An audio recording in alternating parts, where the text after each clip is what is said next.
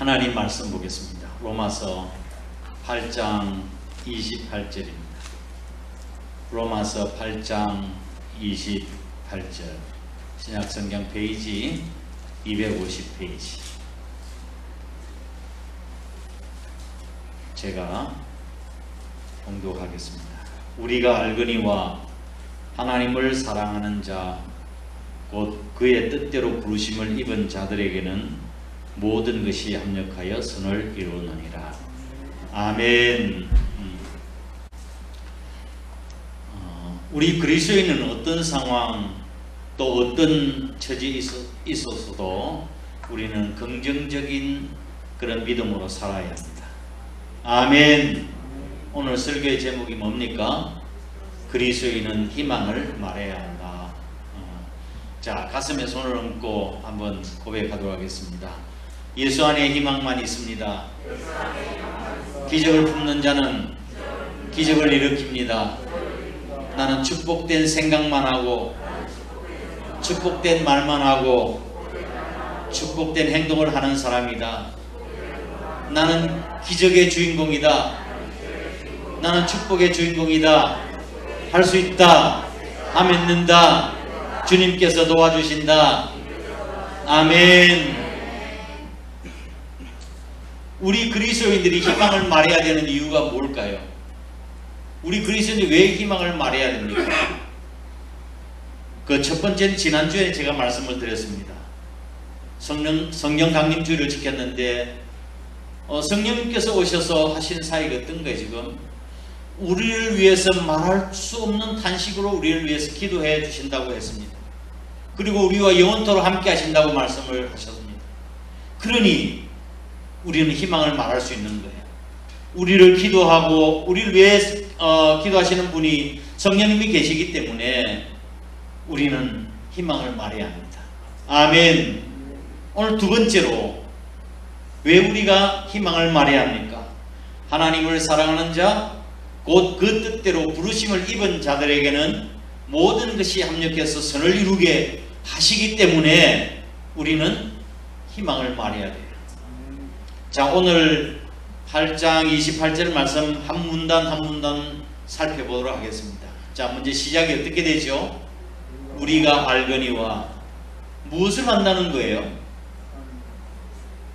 하나님을 안다는 거? 무엇을 안다는 거예요? 하나님을 사랑하는 자 그 뜻대로 부르심을 입은 모든 자들에게는 모든 것이 합력하여 선을 이루게 하신다. 이걸 안다는 거예요.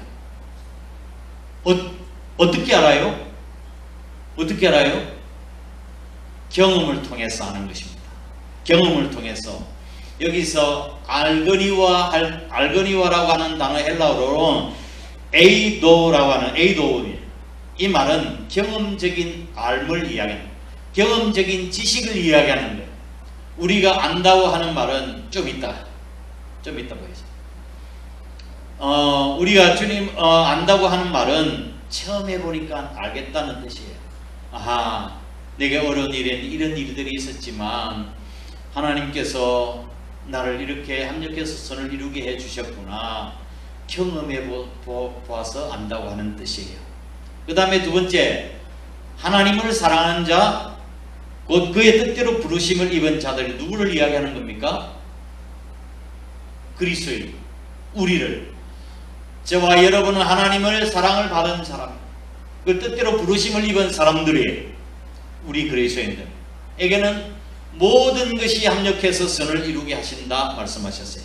모든 것은 어떤 것을 이야기합니까? 모든 것, 좋은 일, 나쁜 일, 성공, 그 다음에 실패, 순경, 역경, 이런 모든 것 다 이야기하는 거예요. 모든 것 다 합력해서 선을 이루게 하신다. 그래서 합력하여 선을 이루느니라. 이 말은 결국은 축복이라고 하는 말 뜻이에요. 결국은 다 고난과 어려움이 있지만 결국은 하나님께서 우리에게 축복을 주신다. 이 믿음 가지고 살아갈 수 있기를 주의 이름으로 축복합니다. 합력해서 선을 이루게 하신다. 이 믿음 가지고 살아야 돼요. 그런데 여기서 중요한 단어가 하나가 있습니다. 그 뜻대로 부르심을 입은 자. 그 뜻대로라고 하는 말은 죄송합니다만은 영어로 보면은 그 뜻대로 according to his purpose란 말이에요. according to라고 하는 것은 뭐뭐에 따라서라는 뜻이고 purpose라고 하는 말은 무슨 뜻이에요? 목적이란 뜻이에요. 목적 혹은 의도, 계획을 이야기합니다. according to his purpose라면 his는 그분이 하나님의 목적과 그 다음에 의도와 뜻이 계획이 있으시다는 말씀이죠. 그 목적과 계획에 따라서 하나님께서는 모든 것을 다 합력해서 선을 이루게 하신다. 축복해 주신다. 자, 여기서 합력해서 선을 이룬다고 하는 이 말은 성공에 초점이 맞춰져 있을까요? 실패에 초점이 맞춰 있을까요? 성공에 모든 것이 합력해서 모든 것 중에 합력해서 선을 이룬다고 이야기할 때 성공에 초점이 맞춰져 있다고 한다면 성공은 이미 목적을 이룬 거예요. 그렇죠? 성공했다고 하는 것은 목적을 이룬 것 아니겠습니까? 합력해서 선을 이룰 필요가 없어요. 이미 목적이 이루어졌으니까. 그래서 합력해서 선을 이룬다고 하는 이 말씀의 내용은 실패와 역경, 고난과 역풍 여기에 강조점이 주어 있는 거예요. 그러니 역경과 실패, 고난, 그런 것까지도 합력해서 다 선을 이루게 하신다. 그런 의미입니다. 할렐루야. 그래서 우리는 아무리 힘들고 어려워도 희망을 말해야 하는 것입니다. 하나님께서 모든 것을 합력해서 실패까지라도 좌절과 고난이라 한다 할지라도 합력해서 선을 이루게 해주신다고 하는 믿음을 가지고 살아야 합니다. 아멘. 그러면 우리에게 다가오는 고난과 역경과 어려움, 고통을 우리가 어떻게 해석하고 어떻게 받아들여야 하는가요? 합력해서 선을 이루게 하신다 말씀하셨을 때 어떻게 우리가 받아들여야 되는가 하면 첫 번째로 하나님께서 합력해서 선을 이루게 하시기 위해서 축복해 주시기 위해서 나를 연단하시는구나, 훈련하시는구나, 그렇게 생각하셔야 합니다. 우리의 고난과 고통이 찾아왔어요. 어떻게 생각해요? 원망하고 불평할 것이 아니라 하나님께서 무슨 뜻이 계시지? 어떤 목적이 있으시지? 나를 연단하시는구나, 그렇게 생각을 하셔야 되는 것입니다. 사실 고난만큼 좋은 스승은 없습니다. 고난만큼 좋은 스승이 없어요. 아무리 잘하라고 열심히 하라고 말을 해도 말 잘 안 들어요. 신앙생활 좀 열심히 하세요, 열심히 하세요 이렇게 말해도 잘 안 듣는 사람이 나중에 고난을 당하고 고통을 당하면 아이쿠 하고 하나님 앞에 나와서 하나님 살려주세요 그러지 않아요? 그러니까 고난만큼 더 큰 스승이 없는 거예요. 아무리 말로 신앙생활 잘하고 믿음으로 좀 사시라고 해도 소용이 없어요. 고난을 당할 때 훈련과 연단을 통해서 우리가 주님을 알아가는 거예요. 그래서 시편 기자는 시편 119편 71절 말씀에서 고난 당하는 것이 내게 유익이라, 이로 인하여 내가 주의 율례를 배우게 되었나이다 라고 말씀하고 있습니다. 고난은 우리의 아집을 깨뜨리고 우리를 낮추게 하고 겸손하게 하고 또한 새로운 비전을 가치관과 비전을 갖게 하고 하나님을 믿고 순종하게 합니다. 그래야 마침내 우리에게 복을 주려고 하십니다. 이것이 신명기 8장 16절 말씀의 내용입니다. 이스라엘 백성들 고난과 낮추시고 힘들고 어려운 광야길을 하나님께서 인도하신 것은 연단하시고 난 뒤에 복 주시기 위해서, 축복해 주시기 위해서 그렇게 인도하셨다고 성경은 말씀하고 있는 것입니다. 하나님, 내가 왜 이런 고통을 당해야 합니까? 왜 하나님께서 나에게 이런 고통을 주시고 왜 나에게 이런 일이 일어나야 합니까? 라고 원망하고 불평하지 말고 실패와 고난을 통해서 말씀하시는 하나님의 음성을 들어야 됩니다. 아, 하나님께서 나를 연단하고 계시는구나. 우리가 하나님을 믿는다고 이야기합니다. 여러분, 하나님을 믿습니까? 소리 좀 크게 한번 해보세요. 여러분, 하나님을 믿습니까? 어떻게 믿습니까? 덮어놓고 믿습니까? 펴놓고 믿어야 돼요. 성경 말씀대로 믿어야 돼요. 믿는다고 하는 말씀 가운데는 우리는 하나님을 다 알 수가 없다고 하는 논리적인 뉘앙스가 들어있어요. 하나님, 내가 믿습니다 라고 이야기할 때는 우리가 하나님을 다 알 수 없다고 하는 뜻이에요. 그런 뉘앙스가 들어있어요. 예를 들면 내일 동쪽에서 해가 다시 뜰 겁니다. 내가 해가 뜰 줄 믿습니다. 그렇게 이야기합니까? 그걸 누가 믿어요? 자연적으로 뜨는 거. 그런데 성경에 나타난 말씀처럼 3년 6개월 동안 이 땅에 비가 내리질 않았어요. 엘리야가 내일 이맘때쯤 비가 내릴 거다 믿을 수 있습니까? 없습니까? 아니, 3년 6개월 동안 비가 안 왔는데 이렇게 날이 많은데 내일 비가 온다니 믿을 수 있어요? 못 믿는 거지. 그렇지만 이해가 안 되니까 믿습니다라고 이야기하는 거예요. 우리가 하나님을 믿는다고 하는 것은 우리가 모든 것을 다 이해할 수는 없지만 그 속에 우리가 이해할 수 없는 어떤 이유와 목적이 있고 그 이유와 목적은 우리에게 선하고 유익한 것임을 인정하고 하나님, 제가 믿습니다라고 이야기하는 거예요. 여러분이 다가오는 고난과 고통 다 이해할 수 있어요? 도저히 이해가 안 되잖아요. 욥의 경우를 한번 보십시오. 그가 당한 고난과 고통을 도저히 이해할 수가 없었던 거예요. 그래서 하나님 앞에 원망하고 왜 했습니까? 불평하고 자기 자신을 변호하기도 했었습니다. 하나님이 하시는 일을 우리가 다 이해할 수 없는 거예요. 그렇기 때문에 하나님을 믿는다고 말하는 것입니다. 그 이해할 수 없는 일이 우리에게 고통도 되고 어려움도 되고 불행도 되지만 우리에게 꼭 필요한 것이고 유익한 것이기 때문에 이해할 수 없지만 이해하려 하지 않고 믿는 거예요. 여러분 삶 속에 일어나는 모든 일을 다 이해할 수 있나요? 이해가 안 되잖아요. 이해 안 되는 분 너무나 많잖아요. 그래서 하나님을 믿는 거예요. 나는 이해가 되지 않지만 하나님의 계심을 믿습니다. 그렇게 이야기하는 거라고요. 할렐루야. 그래서 로마서 8장 28절을 풀어서 쓰면 이렇습니다. 하나님을 원망하지 않고 사람을 탓하지 않는 태도만 가지고 있다고 한다면 지금 우리가 당하고 있는 고난이나 고통은 유익으로 변할 것입니다. 그렇게 될 줄 믿습니까? 아멘. 왜 우리 그리스도인이 희망을 말해야 됩니까? 하나님께서 그 고난을 통해서 우리로 하여금 연단하시기 때문이시고, 두 번째로 고난을 당할 때 우리가 어떻게 해석하고 받아들여야 되는가?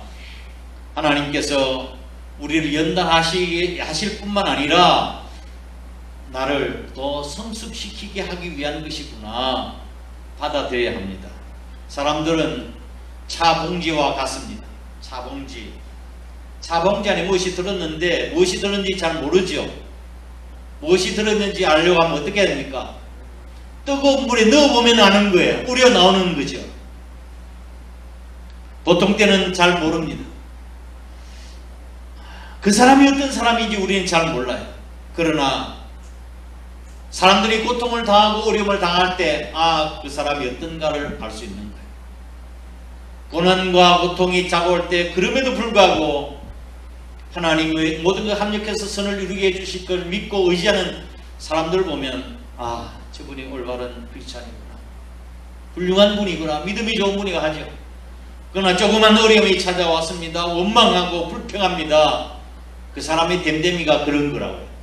차 봉지는 뜨거운 물에 넣어보면 우려내면 알 수 있는 듯이 고난을 통해서 우리가 어떤 사람인가 어떤 존재인가를 쉽게 알 수 있는 것입니다. 저와 여러분이 하나님으로부터 부름을 받아 처음 말씀을 받았을 때만 해도 별 맛없는 묵나물 같은 존재. 묵나물이 뭐예요? 묵을 써가지고 나무를 묻히는 거예요? 그게 아니고 묵나물이라고 하는 것은 제철에 난 그런 제철에 나는 채소를 그것을 뜯어 말렸다가 잘 말려놨다가 겨울철이나 이듬해 봄에 먹는 것. 예를 들어서 고사리 꺾은 것. 그 다음에 고구마 줄기라든지 시래기, 쓰레기가 아니고 시래기. 그것들을 다 말려놔가지고 물에 넣어가지고 불려서 먹는 그 나무를 묻혀 먹는 걸 묵나물이라고 그렇게 이야기합니다. 그런데 말려놓은 그 묵나물을 그냥 그대로 먹을 수 있습니까? 그 말려놓은 그 고사리를 어떻게 먹습니까? 어떻게 먹어요? 가마솥에 넣어가지고 푹 삶아서 부들부들해지면은 그때 양념을 해가지고 먹지 않습니까? 우리가 예수님을 만나기 전에, 예수님을 믿기 전에는 꼭 묵나물 같은 존재, 뻣뻣하고 교만하고 도저히 질겨가지고 먹을 수 없는 존재와 같은 그런 사람들이었어요. 근데 예수님을 만나고 하나님 만나서 가마솥에 들어가서 푹 삶아져서 만나는 그런 나물이 되는 거예요. 그렇죠? 지금 푹 삶아져서 맛이 나는 그런 우리 성도들도 계시고 아직도 질긴 그 사람도 있어요. 그런 사람 아직까지도 가마솥에 들어갈 필요가 있는 사람인데 그 가마솥을 거부하지 말고, 야, 하나님께서 나를 아름답게 만드시기 위해서 성숙되게 하기 위해서 나를 훈련하시기, 연단하시고 성숙되게 하시는구나, 그렇게 생각하시면 좋습니다. 가마솥에 푹 삶아진 고사리나 시래기나 황태나 사골국이 진한 국물을 내는 법 아닙니까? 마찬가지로 하나님께서 고난을 통해서 우리의 인격을 성숙시켜 나가는 것입니다. 하나님이 하시는 일을 우리가 다 알 수가 없고 또 이해할 수도 없습니다.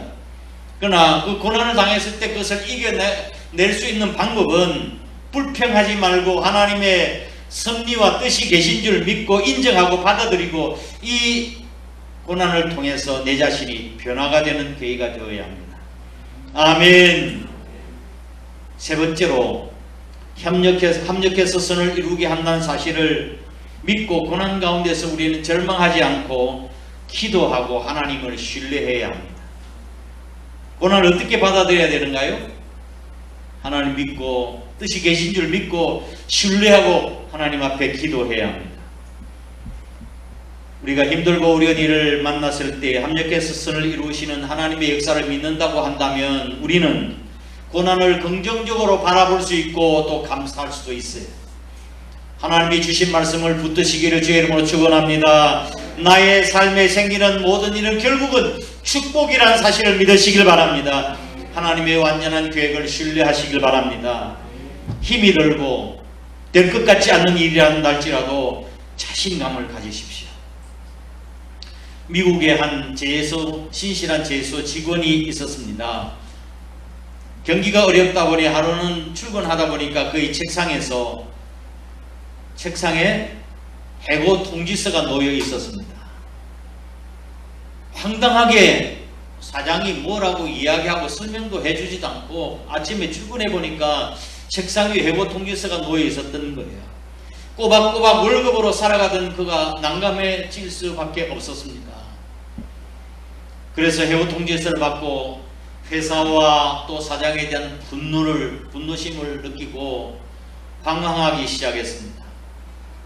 나중에 가지고 있는 돈을 가지고 다 쓰고 난 뒤에 결국 나중에 집에 돌아와서 아내에게 이야기를 했습니다. 여보, 내가 모든 노력을 다 기울여 봤지만 아무것도 되는 일이 없어. 그렇다고 나아지는 것도 없고 이렇게 비참하게 살아갈 수도 없는데 차라리 자살하고 싶소라고 이야기를 했습니다. 그때 아내는 지혜로운 여인이었습니다. 신실한 크리스찬이었습니다. 여보, 당신이 아직까지도 해보지 않은 것 중에 한 가지가 있다고. 지금 당하고 있는 이 여러 가지 문제를 가지고 하나님 앞에 기도해 보신 적이 있냐고.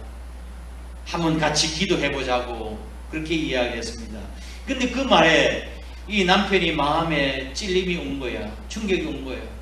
아, 그렇게 한번 해봐야 되겠다. 감동이 되어가지고 아내와 함께 기도하기를 시작했습니다. 기도하는 동안 마음에 있었던 회사와 상사에 대한 분노심이 점점 가시기 시작했고, 하나님께서 순간순간 지혜를 주시고 아이디어가 떠오르게 했습니다. 그래서 자기가 가지고 있는 이 집을 재당을 잡혀서 건축업을 시작을 하게 된 것입니다. 건축업. 5년 만에 일이 너무 잘 되는 거예요. 5년 만에 조그만 자기 기업을 가질 수 있도록 그렇게 되었습니다. 그러면서 그 하나님을 먼저 앞세우고 기도하면서 마음속에 그 소원이 하나 생겼습니다. 하나님 앞에 이렇게 기도했습니다. 하나님, 제가 건축일을 하려고 여러 군데 다니다 보니까 잠을 자기는 자야 되는데 좋은 호텔이 없습니다. 좋은 호텔은 값이 너무 비싸고 또 좋지 않은 호텔은 너무 지저분하고, 그래서 제가 질도 좋고 가격도 저렴한 그런 호텔을 하나 만들고 싶습니다 라고 하나님 앞에 기도했습니다. 하나님께서 그의 기도를 응답하시고 호텔을 짓기 시작했습니다.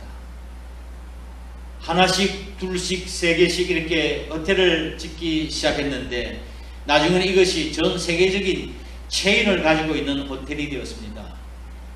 이 호텔의 이름이 홀리데이 인 호텔입니다. 이 사람이 홀리데이 인 호텔을 창업한 캐먼스 윌슨이라고 하는 사람입니다. 이분이 캐먼스 윌슨. 이 윌슨은 이렇게 회고했습니다. 나를 정리해고한 사람에게 내가 감사한다. 그날의 고통이 사실은 나에게 축복의 관문이었다라고 그런 이야기를 했습니다. 이렇게 고난에는 여러 가지 목적이 있는데 이 사실을 깨닫지 못할 때 우리는 원망하고 불평하게 되는 거예요. 그러나 우리 고난과 고통 속에 하나님의 계획과 섭리와 뜻이 들어있다고 믿으면 우리는 이겨낼 수 있고 믿고 감사할 수 있는 것입니다. 아멘. 오늘 말씀을 정리합니다. 결론은 그리스도인은 희망을 말해야 합니다. 저는 찬송 가운데서 평강을 주제로 한 찬송을 좋아하는 편입니다. 제가 가정마다 때로는 가정에 신방을 하게 되지면 하나님, 우리 사랑하는 권사님, 우리 집사님 가정에 하나님의 평강이 임하게 도와주세요. 이런 기도를 하고 찬송을 부르는데 412장 평화로다 하늘 위에서 내려오네, 이 찬송도 가끔 부르고 413장에 나타난 내 영혼 평안해, 내 영혼 평안해, 그리고 주 날개 및 내가 편안히시네, 이런 찬송들을 우리 성도들 가정에 또 찬송을 제가 같이 부릅니다. 그런데 제가 하루는 413장 찬송을 부르면서 놀라운 사실을 발견하게 되었습니다. 이 찬송가를 쓴 사람이 가사를 지은 사람이 누군가 하면 여러분 413장을 한번 찾아보실까요? 413장 찾으셨어요? 자, 보면 왼쪽에 영어로 뭐라고 써놓은 거 있죠? 조금 빠르게 위에 왼쪽에 H.G. 스패포드라고 하는 단어가 있죠. 이게 작시자입니다. 작시자. 조금 있다가 작시자고, 오른쪽에는 P.P. 블리스라고 하는 사람이 있는데 이 사람은 작곡가입니다. 작곡가. 이 시를 작시한 사람은 호라티오 게이츠 스패포드. 다시 한번 사진 보여주세요. 이게 부인이고 안나 스패포드고, 이 작시를 한 사람은 호라시오 게이츠 스패포드라는 사람입니다. 이 스패포드 박사는 변호사요, 또한 교수요, 신학교 이사요, 유명한 무디 목사님 교회의 재정 담당한 집사였습니다. 성성장구하던 스패포드가 갑자기 어려움을 당했습니다. 1870년에 4살 된 어린아이가 아들이 열병으로 세상을 떠났습니다. 근데 그 다음에 시카고에 화재가 일어나서 많은 재산을 날렸습니다. 무디 전도단의 그 재정 담당을 맡은 그 집사로서 영국에서 무디 목사님의 집회가 열렸는데 영국에 가서 자신도 운동하고 이제 은혜를 받기 위해서 가족들이 가려고 했습니다. 그래서 다 이제 가려고 했는데 갑자기 그날 무슨 일이 생겨가지고 자신은 못 가고 부인과 네 딸들이 배를 타고 건너갔습니다. 11살, 9살, 5살, 2살 되는 딸들이 이제 아내가 데리고 영국으로 건너간 도중에 전기선이 철갑선하고 충돌이 되어서 네 딸들은 다 죽고 말았습니다. 혼자 살아남은 거예요. 구사일생으로 살아남은 그런 안나 스페포드는 정보를 쳤습니다. 남편에게 saved alone, 나 혼자만 구조됨, 홀로 살아남았음. 이런 얼마나 스페포드가 충격을 받았겠습니까? 사랑하는 아들도 잃었다가 딸들 넷 다 잃었으니 아마 혼절할 정도였습니다. 그렇지만 딸들 다 잃어버리고 혼자 살아 있을 아내를 생각해서 배를 타고 아내를 만나러 가는 도중에 그 사고 해역을 지나면서 북받쳐 오르는 슬픔과 고통으로 몸부림쳤습니다. 밤새도록 슬픔과 고통으로 하나님 앞에 그야말로 단식 기도를 드렸던 거예요. 동트는 햇살이 선실 창가로 쏟아질 때 그에게 말씀이 주어졌습니다. 열왕기하서 4장 26절 말씀이 그에게 주어졌는데, 너는 달려가서 그를 맞아 이르기를 너는 평안하냐? 내 남편이 평안하냐? 아이가 평안하냐 하였더니 여인이 대답하되 평안하다. 이 말씀을 보면서 스페포드의 생각 속에는 평안이라고 하는 피스, 평안이라는 단어가 계속 머리에 맴돌았던 거예요. 물속에 잠긴 딸들을 생각하며 몸부림치던 그에게 평강의 왕이신 주님께서 찾아오신 것입니다. 그는 펜을 들어서 자신의 마음을 글로써 내려가기 시작했습니다. 내 인생길에 강같은 평화가 흘러들 때로, 거친 파도 같은 슬픔이 몰아칠 때로, 내 운명이 어떻든지 주님은 날 이렇게 말하도록 가르치셨네. 평안해요, 평안해요. 내 영혼 평안해. It's well, it's well with my soul. 엄청난 비극 속에서 이 찬송가 가사가 태어난 것입니다. 그래서 이 찬송가를 일컬어서 찬송가의 욥기서라고 이야기하는 거예요. 성경의 욥기서 아시죠? 욥이 어떻게 큰 고난은 자녀들 다 죽고 재산 다 빼앗기고 자신이 병들고 친구들 다 떠나고 그야말로 극한 상황에서 욥이 당하는 고난, 하나님께서 그를 돌이키시고 5년에 하나님께 갑절의 축복을 주시지 않았습니까? 그래서 이 찬송가를 찬송가의 욥기서라고 그렇게 부르는 것입니다. 오늘날 고통 가운데 쓰인 이 찬양은, 노래는 지금도 많은 성도들에게, 성도들을 위로하는 주님의 도구로 쓰임을 받고 있습니다. 1절만 한번 불러보도록 하겠습니다. 내 평생에 가는 길.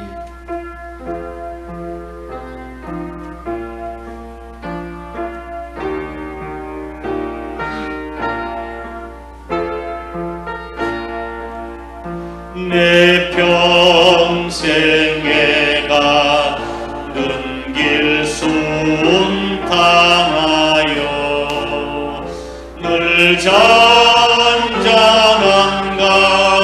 같든지 큰 풍파로 무섭고 어렵든지 나의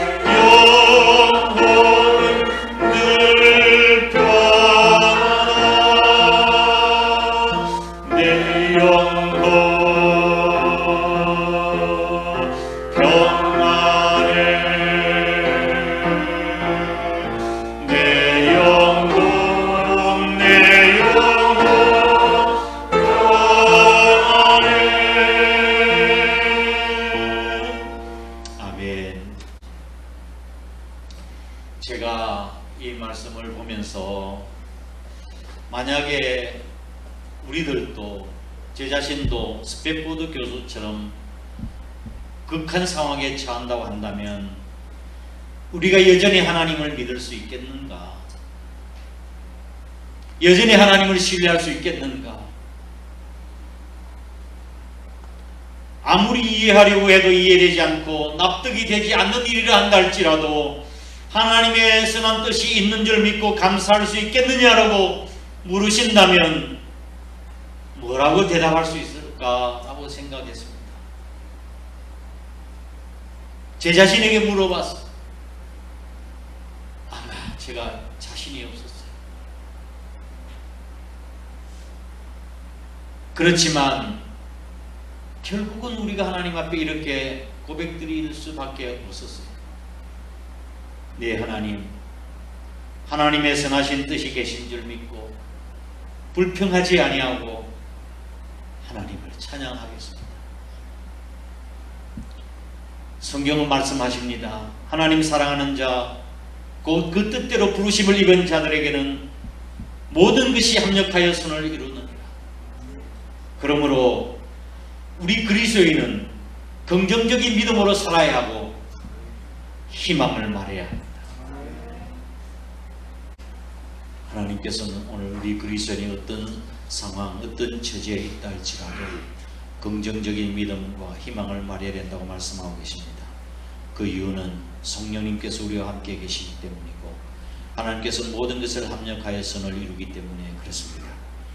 우리가 고난과 어려움 당했을 때 원망하고 불평하지 아니하고 정말 하나님의 뜻과 섭리를 믿음으로 받아들이고 훈련시키고 연단하고 성숙시키시고 마침내 복을 주시란 하나님의 뜻임을 믿고 우리가 기쁨으로 받아들이게 해달라고, 또 교회를 위해서 나라 민족을 잠시 통성으로 기도하도록 하겠습니다. 고마우신 아버지 하나님, 주님의 크신 은혜와 사랑을 감사드립니다. 오늘도 거룩한 성일 주님 앞에 나와 아무나 나올 수 없는 이 귀한 자리 하나님께서 저희들을 불러주셔서 주의 예나와 하나님을 찬양하며 예배할 수 있도록 은혜를 허락해 주시니 주님 감사합니다. 우리의 처한 환경이 아무리 힘들고 어렵다 할지라도 또 고통과 고난이 있다 할지라도 우리는 긍정적으로 받아들이고 희망을 말하는 우리 믿음의 사람들이 다 될 수 있도록 하나님 복을 허락하여 주옵소서. 성령님께서 우리와 함께 계시며 말할 수 없는 탄식으로 우리를 기도해 주시는 분임을 믿고 또 하나님께서는 합력하여 선을 이룬다고 하는 사실을 믿음으로 받아들일 수 있는 저들 될 수 있도록 도와주옵소서. 그럼에도 불구하고 조금만 힘들고 어려웠을 때 원망하고 불평했던 우리의 부끄러운 모습들을 용서해 주시고 다시 한번 우리 믿음이 새로워지게 하여 주시옵소서. 고난을 대한 태도가 달라지게 하여 주옵소서. 또 겸손하게 해주시고 또 낮아지게 하시고 아버지 새로운 인격으로 또 새로운 가치관으로 살게 하시고 또한 하나님 말씀에 믿고 순종하는 삶을 살아갈 수 있는 저희의 삶이 될 수 있도록 하나님 도와주시며 역사해 주시기를 주님 간절히 빌고 원합니다. 하나님 아버지, 우리 한사람교회를 향한 놀라운 계획과 뜻이 계신 줄 믿고 감사합니다. 비록 시작은 명하지만 나중은 창대해지는 놀라운 축복과 은혜가 있을 수 있도록 하나님 역사하시고 복을 다하시며 많은 영혼들을 아버지 하나님 구원해내는 아버지 하나님 너의 방주 역할을 감당해 나갈 수 있는 교회가 될 수 있도록 하나님의 축복하여 주옵소서. 우리 한 성도 한 사람 한 사람이 보배롭고 아름답고 정말 새벽 이슬과 같은 깨끗하고 아버지 하나님 정결한 아버지 하나님 그리스도의 신부가 다 될 수 있도록 축복을 허락하여 주시고 이 논산 지역을 섬기며 더 나아가 민족과 열방을 섬길 수 있는 교회가 될 수 있도록 하나님의 축복을 더하여 주옵소서. 아버지 하나님, 또 이 나라 민족도 주님께서 기억하여 주시고 그동안 수많은 어려움과 외침과 고통과 아버지 하나님 아픔의 역사 가운데서 이 민족을 아버지 하나님 붙들어 주시고 잿더미 위에서 아버지 하나님 대한민국으로 세워주신 아버지 하나님의 은혜를 감사합니다. 세계 속의 대한민국 하나님 앞에 크게 아름답고 복되게 쓰임받을 수 있는 대한민국이 될 수 있도록 하나님이 역사하여 주옵소서. 우리 국민들이 마음이 갈라지고 나눠지지 않고 하나가 되게 하여 주시옵소서. 통합되게 하여 주시옵소서. 그리고 더 나아가서 민족 통합도 일어날 수 있도록 하나님 복 주시며 은혜를 허락하여 주시옵소서. 마지막 때 우리 대한민국의 선교 대한민국 크게 쓰임받을 수 있도록 하나님 복 주시며 은혜를 허락하여 주옵소서. 지금 비록 저희들이 힘들고 어려운 고통의 순간들을 지나고 있지만 다 지나고 보면 하나님의 선하신 뜻이 있는 줄 믿고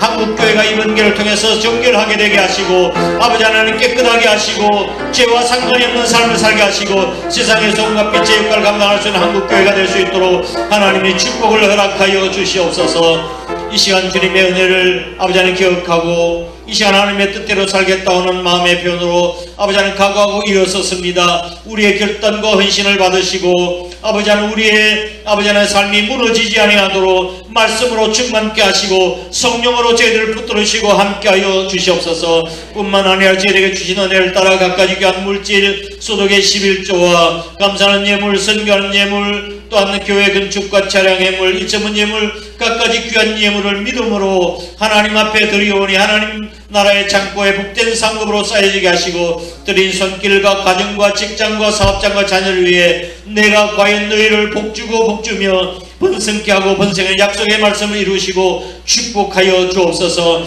우리의 삶에 터진 웅둥이가 없게 하여 주시고 하나님의 축복을 고스란히 누리며 살아갈 수 있도록 하나님이 역사하여 주시옵소서. 이 시간에 해외 나가 있는 식구들 군에 가 있는 교나들들 부덕에서 출탄 가운데 있는 성도들 찐병상에 있는 식구들 어느 곳에 있든지 하나님께서 눈동자가 지켜보호 인도하여 주시옵소서. 오늘 저에게 처음으로 다시 또 결단하고 다시 영혼 잘되게 하시고 범사 잘되게 하시고 자녀들과 가정에 하나님의 크신 은혜와 축복으로 함께하여 주시옵소서. 오늘 거룩한 주일을 위해서 애쓰고 수고한 숨은 일꾼들 땀 흘려 봉사하고 충성했던 숨은 일꾼들 주님이 아십니다. 하나님 복 주시고 은혜를 베풀어 주시옵소서. 이 모든 말씀들을 예수님 거룩하신 이름으로 간절히 축복하고 기도드리옵나이다. 아멘. 이제는 우리 구주 예수 그리스도의 크신 은혜와 하나님 아버지의 극진하신 사랑하심과 성령님의 위로 교통하심이 우리의 삶 가운데 하나님의 분명한 목적과 뜻과 섭리가 있는 줄 믿고 긍정을 말하며 희망을 말하기로 마음으로 다짐하는 거룩한 주 백성들과 우리 한사람교회 전체 위에 항상 함께 하시옵기를 간절히 축원합나이다. 아멘.